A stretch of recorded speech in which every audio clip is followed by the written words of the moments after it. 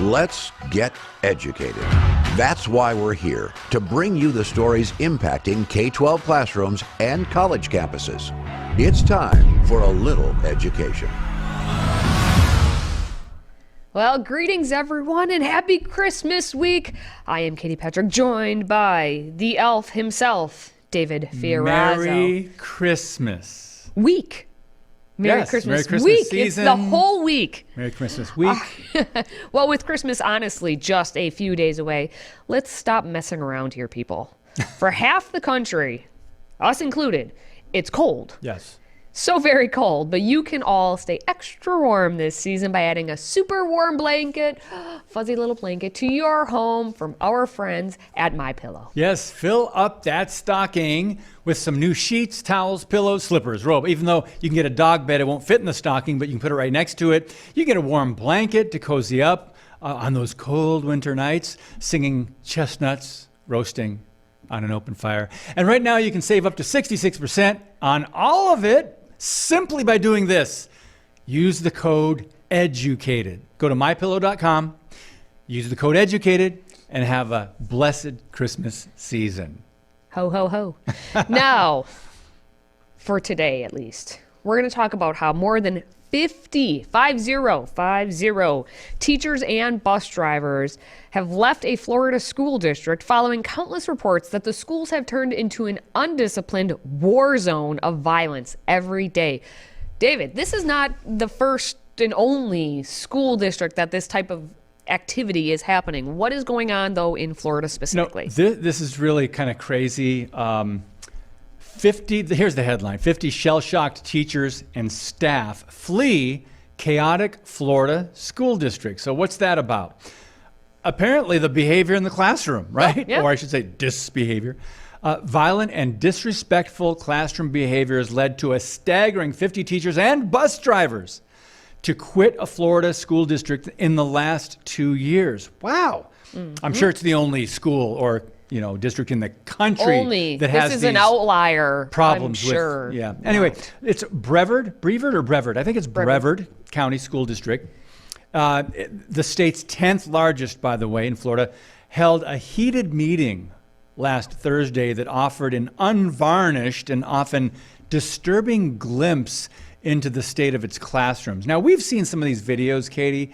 We've seen kids act up and a few times even get into wrestling matches with the teacher and other things. And you're thinking, boy, when I was in school, I would have gone home with a sore bottom. But discipline is gone, and this is one of the problems here. Well, and even in my time, if there were... Wait a minute, I'm not that much older than you, even in my time. We'll see. In my generation. In my time. In my millennial time, if there were fights in school, which there had been every now and then, I was from a small school district, so we didn't have a whole lot of anything. But when we did, it was student on student. Now, I feel like almost everything is student on teacher or student on adult. And it's crazy, yes. Primarily coming from the simple fact that we've taken away any discipline. Mm-hmm. Ever since we did this whole no bullying policy and focused so much on bullying and anti-bullying and bully, guess what we've gotten more and more of? Bully. Yeah. So we've gone to this across the whole nation, and this is specific to Florida, but across the whole nation, mm-hmm. Adults, teachers are not allowed to do anything. Now, I'm not saying bring back corporal punishment in the classroom or bring out the nuns and the rulers. What I'm saying is allow the teacher to actually do some sort of discipline and make the punishment for getting in fights or acting out or causing physical harm on anyone actually worth something. Because right now, as these teachers talk about, they can't do anything. Yeah. They just have to take the brunt of the physical and emotional abuse. Okay, we've got a video we want to check out real quick and we'll talk about it. On an everyday basis, I'm deflecting, being attacked, scratched, head-butted, pushed, kicked. I've had my hair pulled and been pulled down to the ground. I've had my throat gone for on multiple occasions.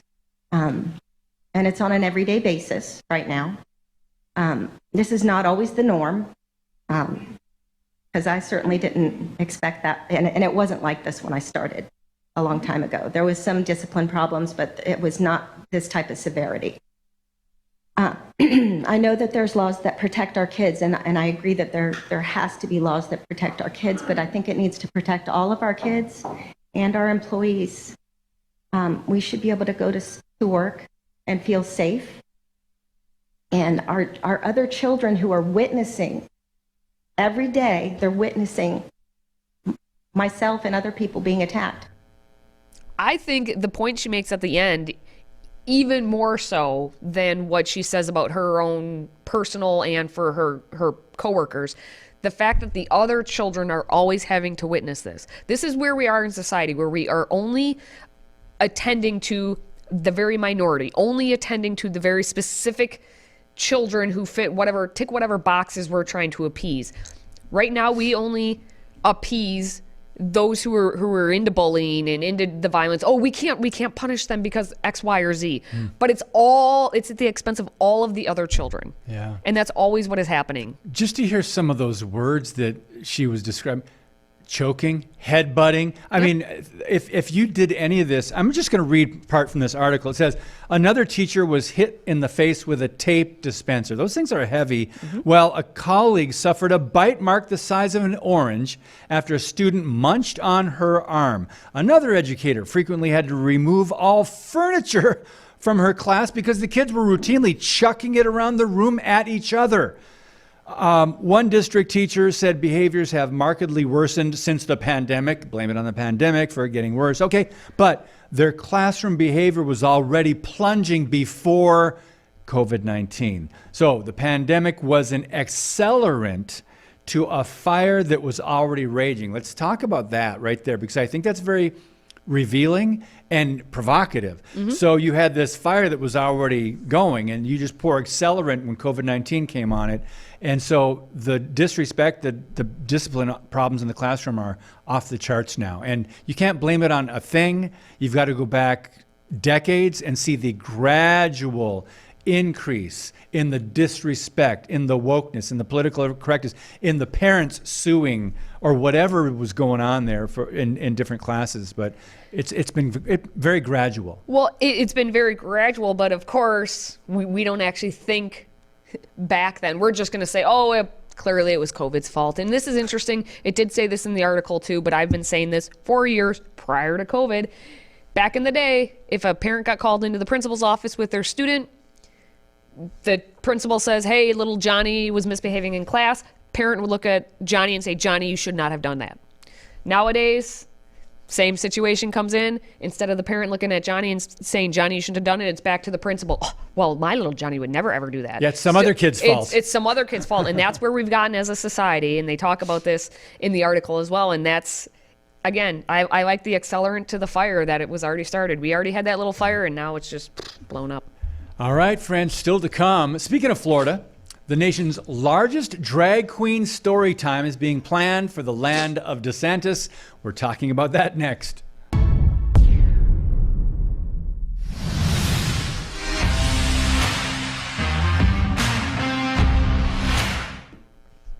Hey, it's almost 2023, so go big or go home.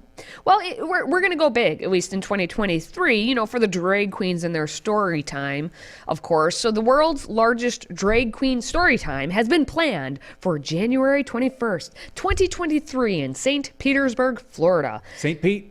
They hope to earn a spot in the Guinness Book of World Records for the largest gathering of its kind.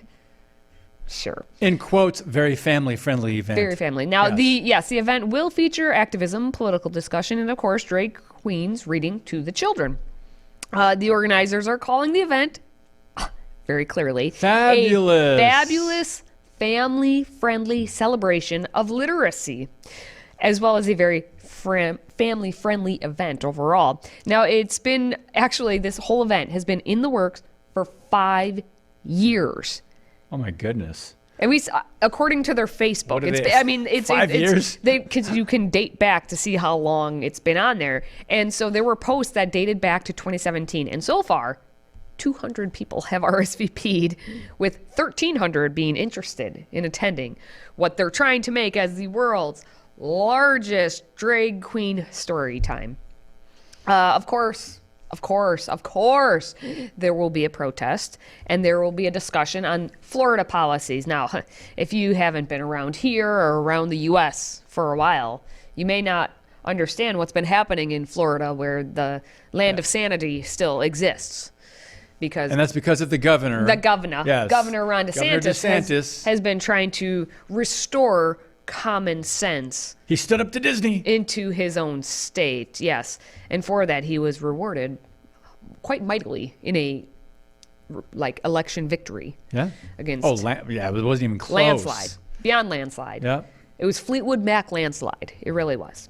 Now, according to back to the story, I guess, according to the actual Facebook and event details, it says, we will kick the afternoon off with a short march to protest Florida's newest bigoted, oppressive, and problematic policies. Of course. And they say it's the, don't say gay bill, which is not a bill that says anywhere about not saying gay. It's just meaning that you can't teach 5-year-olds all about your sexual fantasies and deviances. That's all that bill says. But anyway, the Stop Woke, the 15-week abortion ban, etc., it says. And from there, we will attempt to set the record for the world's largest drag queen story time, with Florida drag performers sharing stories and books with kids. So David, are you going to attend the event? The world's largest. No, if I was in Florida, I wouldn't even attend. No, it's interesting, though, that there's got to be an agenda behind this. If it's taken that long to think about this, what we've talked about so far, we're just scratching the surface here of what they're probably trying to unleash in St. Petersburg and elsewhere, especially going for the Guinness Book of World Records. Publicity, well, the record is, that's boasting rights, I guess, but hey, we're the largest. And then here's what's going to happen. I'm a prognosticator now. Yes, you are. Other drag queen story hours will look at this and, okay, we're going to top that. And then others are we're going to top that. And you're going to have state, because there's a lot of, and these drag queen story hours or whatever they're called, story time, there are non-profit groups in the different states. Non-profits. They're going to try to top this. Yes. And so that there's going to be this competition, and it's on steroids, I think. Yes, drag queens will be wanting to top each other. Now, when we come back, a middle school teacher is taking her school to court after being fired for refusing to use transgender pronouns with students, since it goes against her Christian beliefs. That's next. Today's show is sponsored by our friends at MyPillow. Save up to 66% on pristine quality bedding, towels, slippers, signature pillows, and much more when you use the code EDUCATED. That's EDUCATED. Educated. Support this show and a great American company.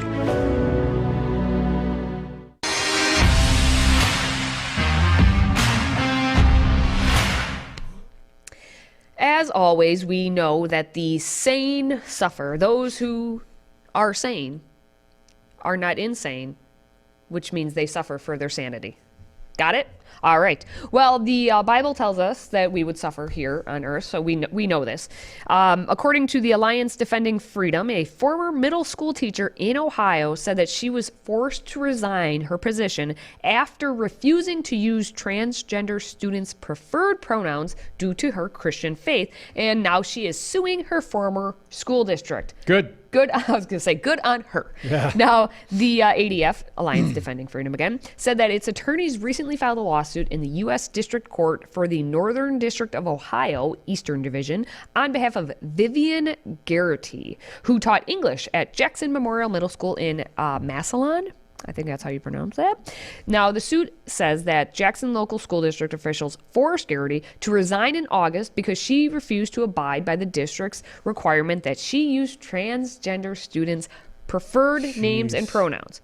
ADF argues in its suit that such a requirement is unconstitutional and violates her sincerely held religious beliefs. The suit also says that scientific understanding is behind Garrity's view that a person is male or female based on sex, not personal identity, and participating in a student's social transition violates those beliefs by forcing her to communicate messages that she believes are untrue and harmful to the student. What do you think? I could go off on this right now, but I don't know Yes, you how could. many tangents we could approach here. So let's go to the video first and we'll come back and talk about it. But on Monday, a lawsuit was filed in federal court against the Jackson local school district after a reported school policy ordering teachers to support students' personal identities. The lawsuit was filed in federal court Monday against the Jackson local school district.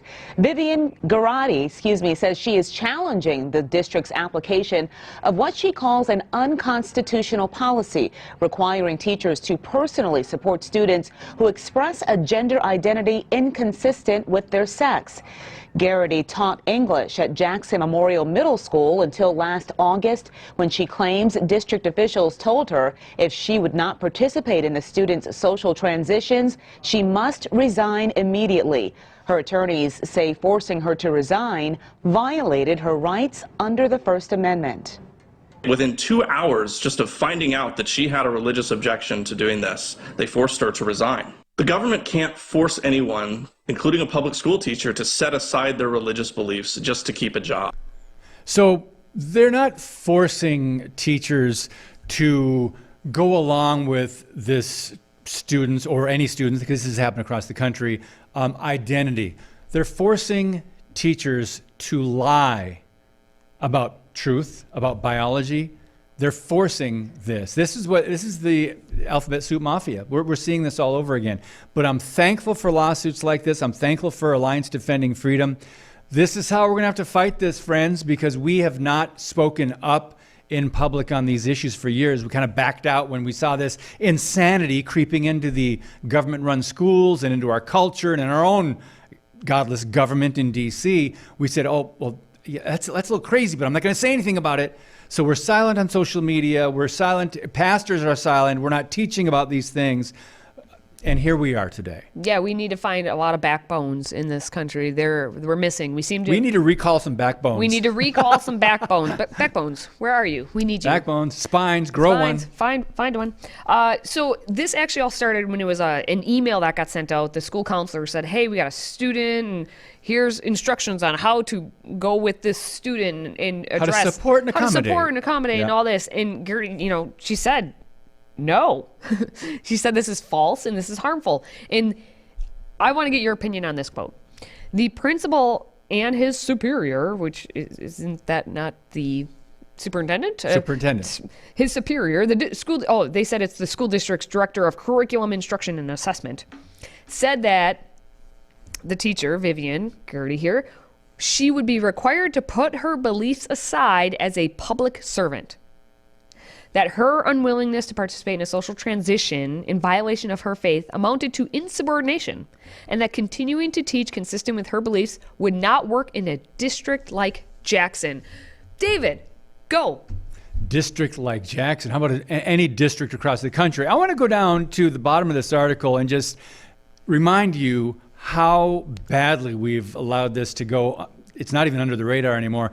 But we have to go back to defining words. What are they saying? The school responded, this district always will strive to provide a safe, comfortable environment for all of our students. What does that mean? You have to lie to abide by this safe, comfortable policy? Do you have to lie? Do you have to go against what you know to be true to provide a safe environment? You're coddling these kids. You're teaching them lies. You're deceiving. You're going along with the damage, in some cases, irreversible damage that some of these kids have already gone through, starting with the hormones and all that, and some leading to surgeries. Guys, pray for our kids today. Pray for our kids, America's students in these crazy schools. All right. Well, still to come, the world-famous Cambridge Dictionary has updated their definition of man and woman to appease the minority woke mob. Amazing how the definition of something people have agreed on for thousands of years, David, it can just change like that. We're talking about it next. If you have a smartphone, tablet, Roku, or Apple TV, consider downloading the Freedom Project Media app. It's 100% free and includes all of our weekly shows, plus lecture series, archive programs, and award-winning animated videos for families like the Presidential Minute, Battles of America, and Heroes of the West. Don't rely on the social media giants to keep you informed. Simply download the Freedom Project Media app from your app store and allow notifications. And we'll let you know when a new video is ready.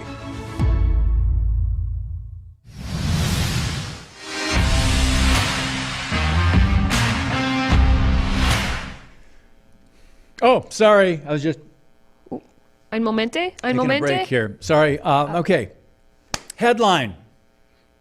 Cambridge Dictionary changes the definition of man and woman in massive cave to trans activists. Pretty much says it all. Yeah, basically. Cambridge, any other dictionary, they're redefining truth. So in order to do that, you remove God, you remove truth, and now you've got to redefine words. This is the agenda we're seeing here rolled out. The dictionary used to be a place you could go to get a definition of a word or help you win at Scrabble. But now at least one of those things is off the table. That's at least for this dictionary, and I thought others will come on board. So they changed the definition of both man and woman to a definition only believed by a small group of trans activists and their allies. Instead of the standard definition of man, it now includes an adult who lives and identifies as male, though they may have been said to have a different sex at birth. Stop right there. May have been said. Katie, was that, could that may have been said, could that have been the way they were created? Could that have been the way they were designed? And now they need to redefine and reassign. I'm going to assign. They're just, this is what they do. Can we just put up the example again? Let's see. I like, obviously, that they have to then now, because of their word soup, put in their examples. Mark is a trans man, which equals a man who was said to be female when they were born. What are the pronouns, though? Is they the proper pronoun? Are we supposed to do that? I'm confused now. Their doctor encouraged them to live as a man for a while before undergoing surgical transition. All of these words that they put into what appears to be structurally a sentence are confusing. Almost as confused as the people actually who are identifying as what is going on here. Isn't that one of the purposes? Confusion. Is it? Isn't that part of this agenda? You throw out words that you get confused about definitions and words now, and it ends up being almost meaningless. Almost. They've done that with so many things. They've done that with marriage, right? They've done that with man, woman, and what's next? Well, you could argue that when you get into a state of confusion, then that leads to something with another C word called chaos. And when you live in a state of chaos, then any one or thing could just come right on in there and infiltrate. You're onto something. Plus, when you have this chaotic state, some might call it a crisis, then they, meaning the left, secular progressives, whoever else is pushing all this nonsense, they're the ones that now they see the chaos that they've created and the crisis, they come in with their solutions to the chaos, to the crisis. But here, uneducated, we are of equal rights here. So we've been picking just on the man definition. But what about the woman definition? Whoa, we need to make sure we know that a woman is an adult who lives and identifies as female, though they may have been said to have a different sex at birth. How did they pick that image out as well? Are you sure that's a woman? Did you get from Tim Roberts' Digital Vision Getty Images? Are they sure that that's an actual woman, that person identifies as a woman? But also, again, their examples that they put, she was the first trans woman elected to a national office. They're trying to put like things into being. And then the fact that they have Mary with a lowercase m is a woman who was assigned male at birth. Again, I say to you, the words that they are putting together in what appear to be structurally making up a sentence. It doesn't make sense. It doesn't make sense. It makes no sense at all. That's part of the plan. It's Christmas week. We want to be optimistic and happy here. But the Virgin Mary was assigned to have Jesus, the baby Jesus. Thank you. Were you going Full there? circle. Were you going there? You brought it back. I like it. All right. Well, if you are a fan of the show, please, do the stuff you're supposed to do right now, like liking, commenting, sharing this episode if you're watching us on social media. And then, hey, send us your feedback at stayeducated.org. And also, it's Christmas week, people. Get on it if you haven't. Last minute shopping here. Take advantage of our 66% off deal at MyPillow. Simply go to mypillow.com. Use the little code EDUCATED. It's that simple. True. It's so simple. Even David could do it. Now, for David and myself, thank you for Merry watching. Christmas. Thank you for listening. And thank you for supporting what we do. Ho, ho. Merry Christmas week to all of you out there. Until next time, stay educated.